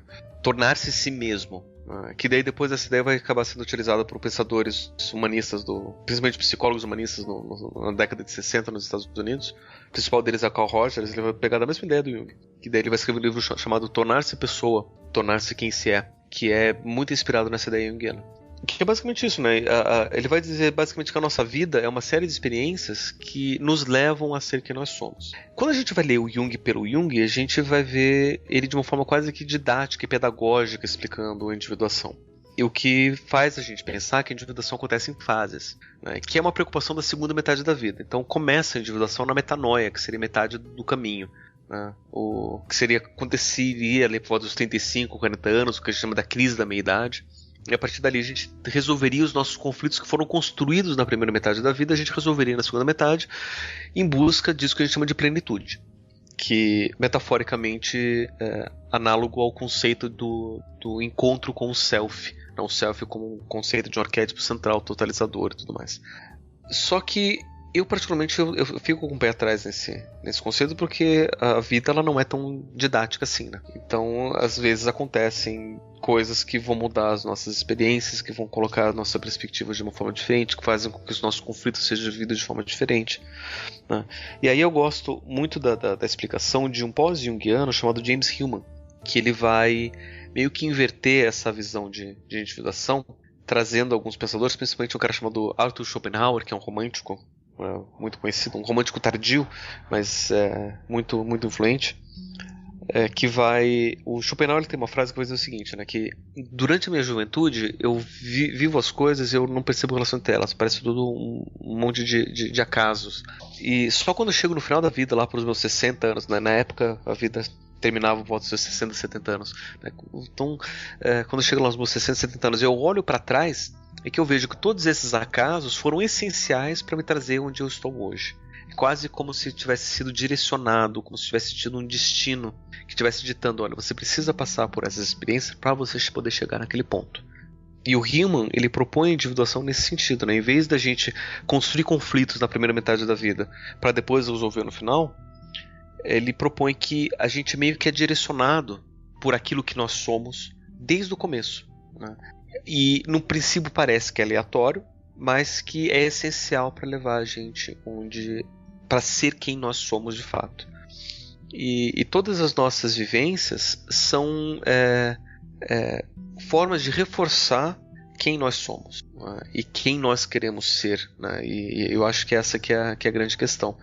Muitas vezes a gente acaba entrando numa noção de fatalismo, no sentido de mas existe então um destino, né? E que já está escrito para mim, já está direcionado, mas eu posso a qualquer momento falar não gosto mais disso daqui, eu quero fazer uma coisa diferente, né? E aí é uma ideia, inclusive, comum no pensamento do século XX, de que eu sou aquilo que eu escolho ser. Que vai, inclusive, ser muito pregado por um, entre aspas, rival do Jung, que é o Martin Heidegger, que eles eram contemporâneos, só que eles falavam de coisas contrárias. Aliás, não de coisas contrárias, falavam de coisas muito parecidas, mas de uma forma muito contraditória ali para a época, né? Mas os dois estavam falando, né, dessa ideia de que eu construo minha própria vida, né? A partir das minhas escolhas, eu consigo viver isso. Só que Jung ele sempre foi muito paradoxal nesse sentido, né? Se você tentava procurar, será que Jung acredita no destino ou será que ele acredita na liberdade? E aí Jung vai ter umas frases que vai dizer assim, por exemplo, que liberdade é fazer bem feito aquilo que precisa ser feito. Ou seja, aquilo que não tem como você fugir, ser livre é você fazer aquilo bem feito, né? Ou seja, se não tem como fugir, isso quer dizer que não tem liberdade.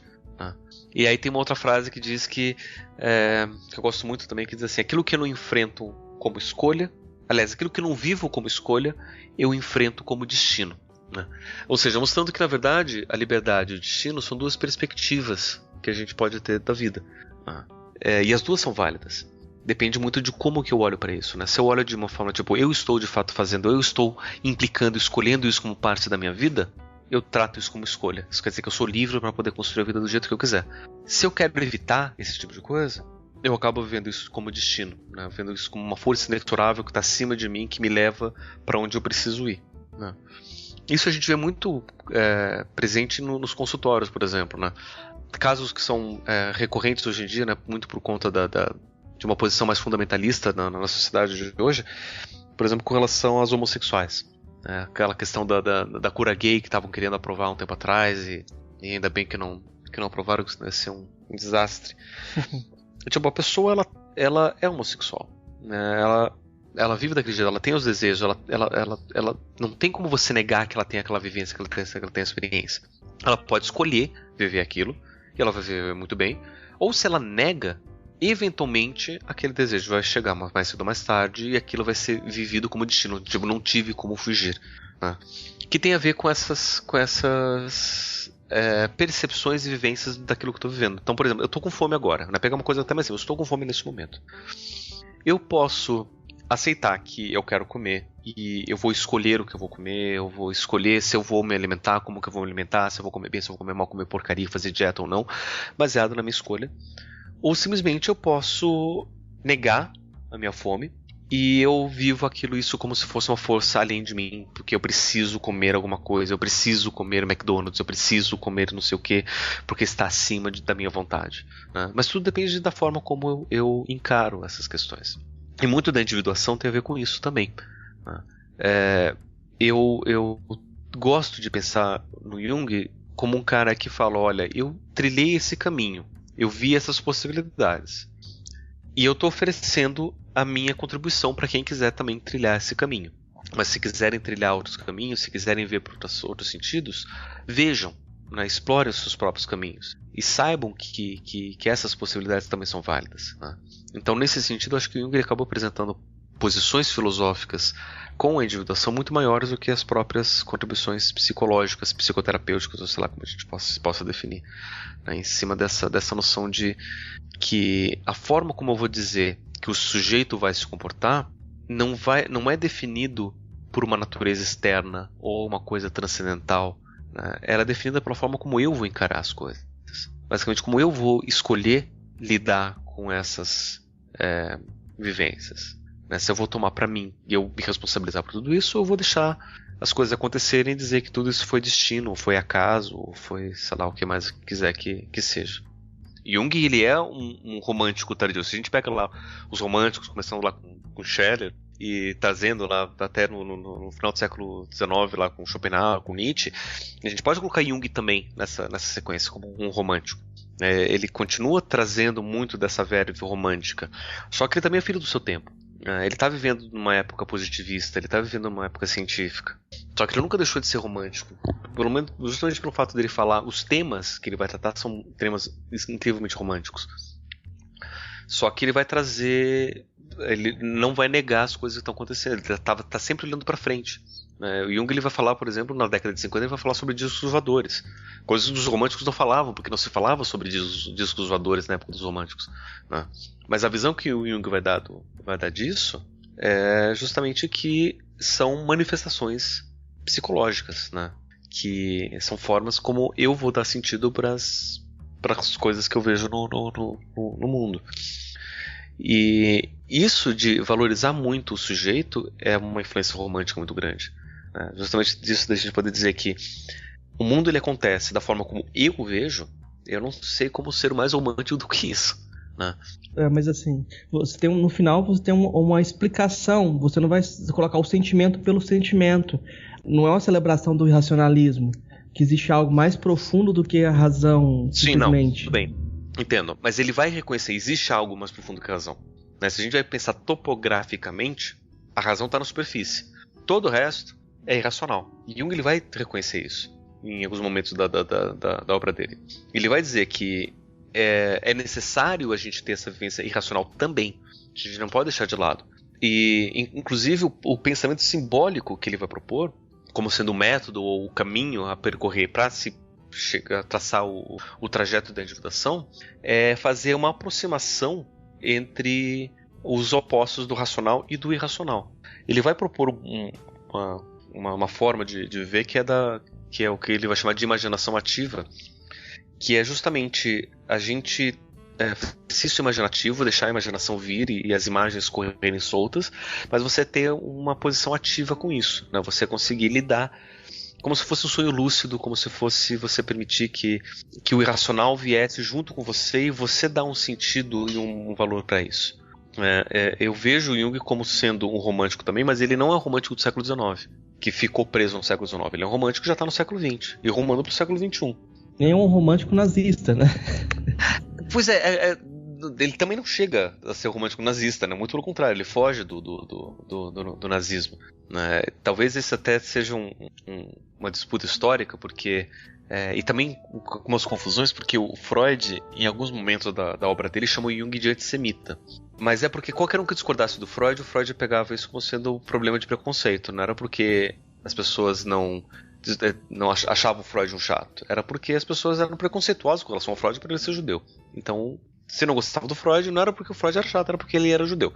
Então as pessoas eram antissemitas. E o Jung, por ter brigado com o Freud, ele também era visto foi chamado como sendo antissemita. E como os judeus eram antissemitas, e Jung vivia nessa mesma época, lá na Suíça, né, ele falava alemão, ele estudou o nazismo, foi um dos objetos de estudo dele. Tem uma obra onde ele compara a ideologia nazista com determinadas questões mitológicas da mitologia germânica, do deus Wotan, né, e mostra como ele mostra um paralelo simbólico que tem ali. Tem algumas pessoas que vão dizer que ele está fazendo apologia ao nazismo, né? E tem inclusive uma história que durante a Segunda Guerra Mundial ele foi chamado para ser o psiquiatra do Hitler, só que ele negou todas essas vezes porque ele falou: nesse vespeiro eu não quero mexer porque não tem cura esse cara. E então, por conta disso dele, acaba sendo jogado pro lado do nazismo, mas ele não tem nada de nazista, nacionalsocialista, ou ariano, ou sei lá, que tipo de ideias que ele tá trazendo. Muito pelo contrário, ele tem severas críticas a tudo isso. Né? Só que sem deixar de ter essa veia romântica forte. Né? Talvez essa seja mais uma das dificuldades de entender Jung em pleno século XXI. Né? Como é que a gente pode hoje dar sentido para um cara que era romântico, uma filosofia do século XIX, que fazia sentido lá e hoje em dia perde um pouco do valor por conta da pós-modernidade, por conta de tudo isso? Como é que... Né? Mas a gente também precisa situar um pouco disso, né? O Jung ele não deixou de ser romântico, mas ele passou a ser um romântico no século XX, dentro das noções da época, do Zeitgeist do século XX, dentro daquilo que estava sendo pensado. Eu imagino que se Jung estivesse vivendo hoje em dia, no século XXI, ele teria falando de internet, ele teria falando de globalização, ele teria falando sobre tudo isso que hoje são nossas preocupações, ele também estaria envolvido, né? Então vamos para as indicações, então? Pablo, você trouxe alguma coisa para indicar pra gente?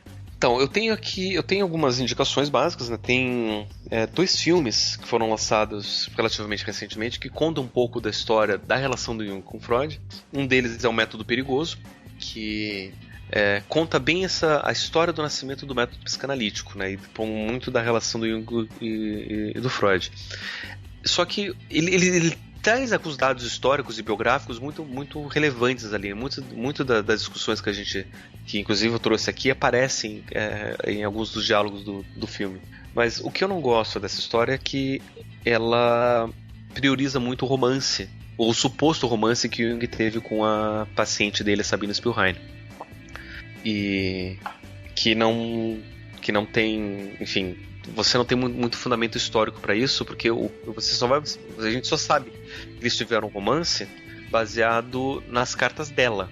Nas cartas dele, você só vê que existe um relacionamento que está se dando ali, o Jung está se sentindo incômodo, não sabe muito bem o que fazer.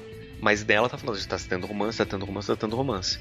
E no filme mostra como se fosse de fato alguma coisa que estava acontecendo, né? Mas é Hollywood, né? A gente não tem muito como fugir.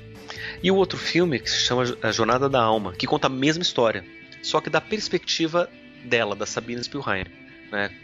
O filme começa mostrando a história de uma pesquisadora que descobre o diário da Sabine Spielrein e está recontando essa história da perspectiva, né, que é bem interessante. Também aparece o Freud, também aparece o Jung, aparece o romance.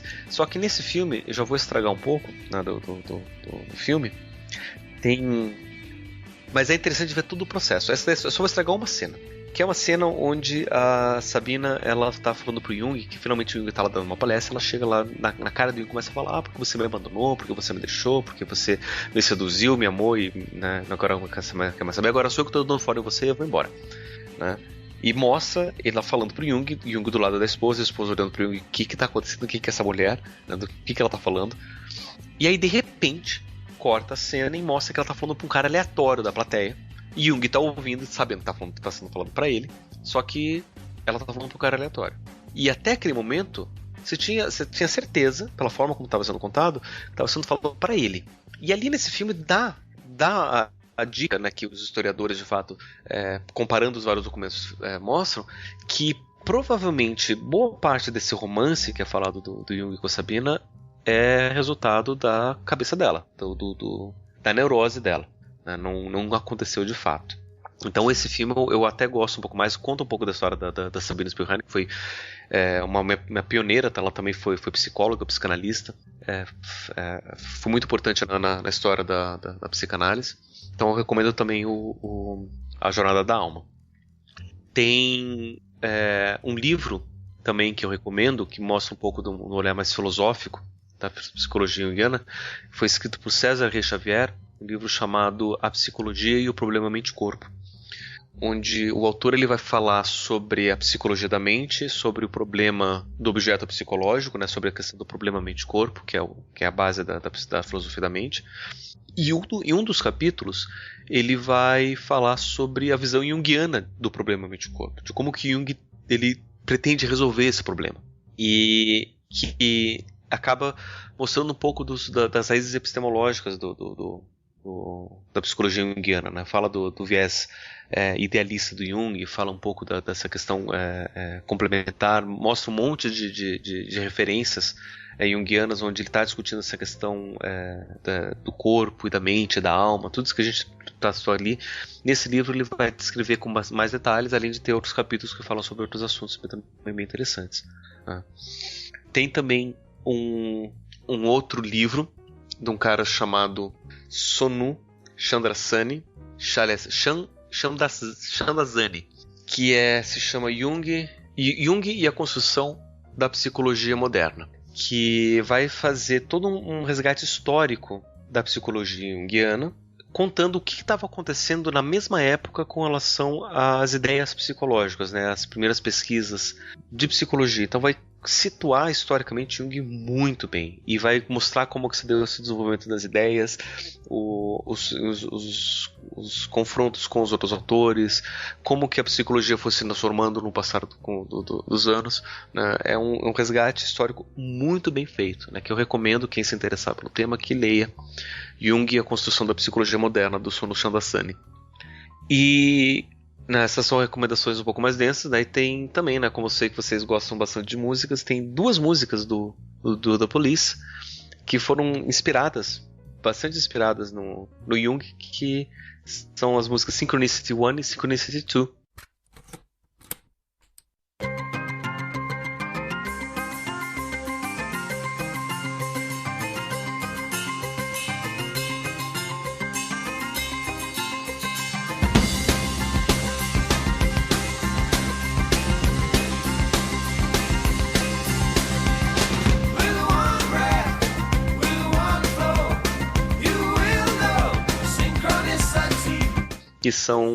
Que falam basicamente sobre sincronicidade, que é um conceito junguiano, né? E o The Police fez essa música inspirado bastante no Jung. E eu acho que são essas as minhas recomendações. Beleza, foram boas recomendações aí.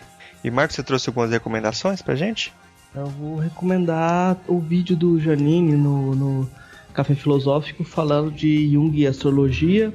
Quem quiser procurar os textos dele sobre esse assunto também deve encontrar. Ele publicou recentemente na Folha de São Paulo, né? Eu não tenho muita informação, eu li mais coisas voltadas para Freud, mas eu acho que já é válido também. Eu li muita coisa do Philip F., não sei como pronuncia, Freud, Pensamento e Humanismo, e depois o Triunfo da Terapêutica. Ele tem uma visão crítica em relação a Jung, mas eu acho que mesmo assim é interessante a perspectiva dele, porque ele já mostra, por exemplo, que o Freud é romântico, não tem como fugir do romantismo, né, quando você pensa a questão do inconsciente. Uma coisa que talvez as pessoas podem analisar e encontrar relações aí é o que o Carlos Maltz, o ex-baterista dos Engenheiros do Havaí, é um psicólogo junguiano, né? E astrólogo também. E astrólogo também, né? Eu tive um embate no Twitter um tempo atrás com o Maltz, quando eu sigo ele, né? Eu curto a carreira musical dele bastante, né? Sou um grande fã dos Engenheiros do Havaí. Só que daí ele falou uma coisa ali, eu tentei justificar com o Jung, ele falou, não, mas você fala Jung, só que você tá falando Jung errado. Eu falei, calma lá, né? Eu não sou nem o dogmático junguiano, né? Mas o Maltz, na obra dele, ele tem bastante coisa, é bem presente a influência do Jung, né? Então é uma dica válida. Talvez você possa ler ou ouvir as canções do Maltz e procurar ali e tentar se espelhar, né? Tem bastante coisa na obra solo do Maltz, onde fica muito claro, principalmente alguns conceitos, né? Agora eu não vou me lembrar de qual música que é, mas tem uma música onde ele fala que o seu inimigo serve para você poder conhecer mais sobre você. Que isso daí é parte do conceito junguiano de sombra, que a gente vê isso como nosso inimigo, mas ele serve também pra gente poder se conhecer mais, né? E o Maltz, ele usa muito das ideias junguianas, né? Então quem gosta do Maltz vai conseguir ver muitas das ideias do Jung presentes nas músicas dele. Bem lembrado. Só essas indicações mesmo, Marcos? Só isso, eu tô pobre hoje. Beleza. Bom, a gente tá chegando no final do programa. Eu quero agradecer muito o Pablo por ter cedido esse tempo aqui pra gente, conversado com a gente. A conversa foi bem bacana. Que eu não sei nada do Jung, né? Tô só aprendendo aqui. Quero abrir o espaço aqui para você divulgar o seu trabalho, dar o seu jabá aí, falar dos podcasts, do trabalho seu aí por aí. Então, quem quiser conhecer um pouco mais do meu trabalho, eu tô mais atuante no site mitografias.com.br como um dos participantes do Papo Lendário, onde a gente fala sobre mitologia, psicologia, basicamente sobre mitologia e tudo o que tem a ver, daí a psicologia junguiana acaba entrando para poder ter um olhar sobre isso. E lá a gente tem alguns episódios que falam especificamente sobre Jung.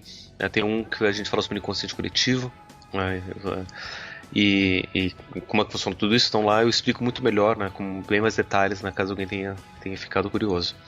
Também tem meu site pessoal, que é pablo.deassis.net.br, onde eu tenho vários textos, onde inevitavelmente, por mais que eu não cite especificamente que eu estou falando sobre Jung, inevitavelmente todos os meus textos têm uma inclinação paradigmática junguiana, né? Eu acabo aplicando muito dessas ideias gerais do pensamento junguiano aplicado para falar sobre qualquer coisa, sobre política, cidadania, tecnologia, né? Enfim, eu acho que eu tenho falado um pouco sobre tecnologia, tenho que falar um pouco mais.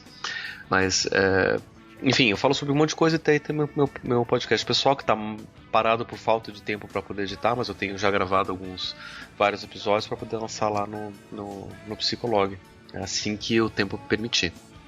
E é basicamente isso, né? Você pode me encontrar por lá, no Twitter também, pode procurar por mim, P.Assis, também estou no Facebook, enfim, Pablo de Assis, e eu acho que é isso. Não tenho medo de falar comigo, eu tenho algumas pessoas que vêm falar comigo, Paulo, tenho medo de perguntar alguma coisa, não sei o que, não tenho medo, venham, falem, eu posso não responder na hora, né? Porque às vezes eu não tenho como responder, mas podem vir falar comigo, eu estou sempre disposto a conversar. É porque o pessoal tá com medo de você estar analisando eles aí, né? É que nem eu digo, né? Eu não trabalho de graça, né? E a análise é um trabalho pago, muito bem pago, diga-se de passagem, né? Se vocês querem que eu analise vocês, então a gente marca um horário. Se vocês me pagam pelo trabalho, daí eu faço o meu diagnóstico. Mas você não faz mapa astral, né? Já fiz, né? E até tem uma história interessante que eu durante muito tempo eu fazia, né? Porque eu tinha essa ideia, né? Eu comecei a estudar astrologia para poder criticar, para poder mostrar que ela não funciona. Eu vi que ela funciona, né? E aí eu comecei a fazer mapa astral e ver que funcionava e, nossa, né, que maravilha. Só que daí eu comecei a entender por que ela funciona e como que ela funciona. E eu vi que ela funcionava por outros motivos que não aqueles da astrologia, né, que são esses que eu falei aqui. Uhum. E aí eu vi que eu fazer ou não fazer mapa astral dá na mesma. Bom, obrigado pela sua presença aqui. Foi uma ótima conversa e prazer ter você aqui com a gente e até a próxima aí, né? Foi um prazer estar aqui e quando precisarem é só chamar. Eu peço para você que está ouvindo comentar no nosso site, o filosofiapop.com.br. A participação de vocês é muito importante, é o que dá força para a gente continuar o nosso trabalho. Se você quiser, pode mandar também um e-mail para contato@filosofiapop.com.br. Lá no site a gente coloca todas as referências citadas aqui no episódio e também os links para as nossas redes sociais e página no Facebook. Se você quiser ajudar a gente, você pode compartilhar os episódios com os amigos e também avaliar no iTunes. Isso ajuda muito a gente subir na classificação deles e trazer muito mais ouvintes. Obrigado a todos e daqui a 2 semanas a gente está de volta.